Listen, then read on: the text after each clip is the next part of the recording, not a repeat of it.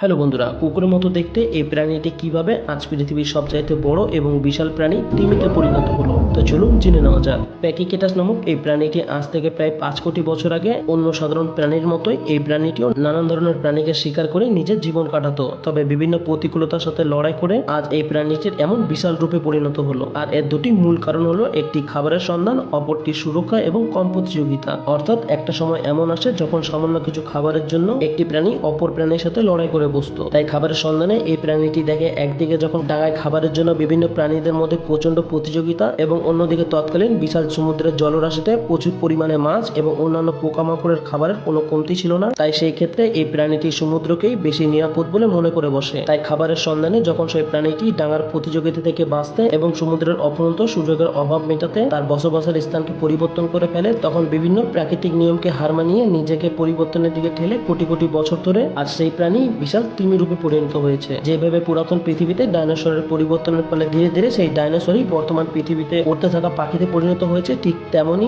এই কুকুরের মতো দেখতে প্রাণীটিও বিভিন্ন পরিবর্তনের ফলে আজ পৃথিবীর সবচেয়ে বড় প্রাণী অর্থাৎ তিমিতে রূপান্তরিত হয়েছে।